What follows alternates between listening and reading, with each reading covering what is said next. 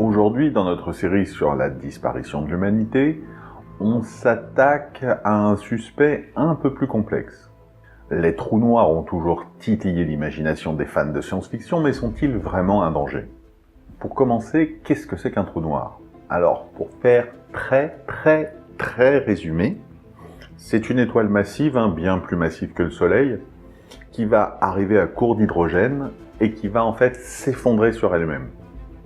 Et c'est là que techniquement ça devient un peu compliqué parce qu'elle va devenir des millions de fois plus petite et conserver sa masse. Et ce phénomène étrange va faire que ce nouvel objet aura une force d'attraction absolument hallucinante. Si on appelle ça un trou noir, c'est pas spécialement parce que c'est un trou ou parce que c'est noir, c'est tout simplement parce que même la lumière ne va pas assez vite pour lui échapper, donc à partir du moment où il n'y a pas de lumière, eh bien on voit rien. Je rappelle le principe de la vision. Une source de lumière envoie des rayons lumineux qui frappent un objet et les rayons reflétés par cet objet arrivent jusqu'à notre œil. Ainsi, on peut voir l'objet. Maintenant, pour un trou noir, les rayons lumineux partent d'une source, arrivent jusqu'au trou noir, et le trou noir a une telle force d'attraction que les rayons ne repartent pas, donc rien n'arrive à notre œil, donc on ne voit rien. Pour se donner une petite idée, nous allons comparer avec des astres que nous connaissons. On va regarder la vitesse de libération de chacun. La vitesse de libération, c'est très simple.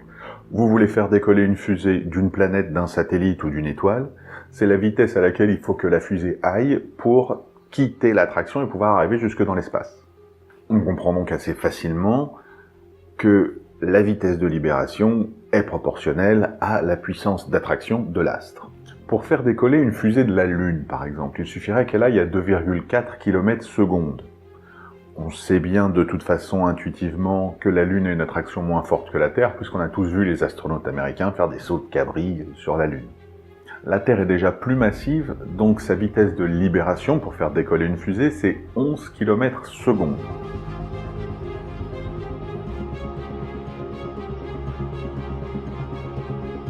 Ensuite, on passe clairement à la taille au-dessus, puisqu'on va regarder le Soleil, qui est 100 fois plus gros que la Terre.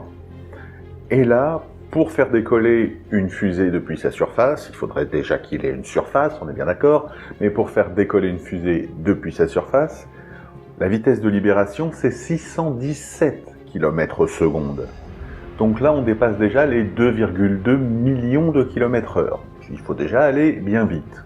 Eh bien, la force d'attraction d'un trou noir, elle, comme je vous l'ai dit, est supérieure à une vitesse de libération qui serait la vitesse de la lumière, donc 370 000 km/s. 617 pour le Soleil, 370 000 pour un trou noir. Ça vous donne une idée de la puissance de l'objet. Alors bien sûr, on ne peut pas aller voir un trou noir pour l'étudier, déjà ils sont beaucoup trop loin et de toute façon ce serait impossible de lui échapper. Mais d'après ce qu'on sait en théorie, les trous noirs sont immortels. Ce qui veut dire qu'il y en aurait quelques dizaines de milliers au moins dans notre galaxie seule. Et si par hasard notre système solaire croisait un de ces trous noirs, son attraction balancerait largement celle du Soleil, désorganiserait tout, c'est-à-dire toutes les planètes seraient attirées vers lui, donc elles sortiraient toutes de leur orbite, ce qui fait qu'on se retrouverait à devenir une boule de glace. En s'éloignant du Soleil, on n'aurait plus sa chaleur, donc on deviendrait une boule de glace, pour finir à l'intérieur du trou noir, et là, personne ne sait ce qui s'y passe, puisqu'on n'est jamais allé voir. Mais on a des théories, et quelle que soit la théorie, de toute façon, même si on avait survécu à la glaciation, ce qui est impossible, eh bien, de toute façon, on ne survivrait pas au reste, donc c'est pas très grave.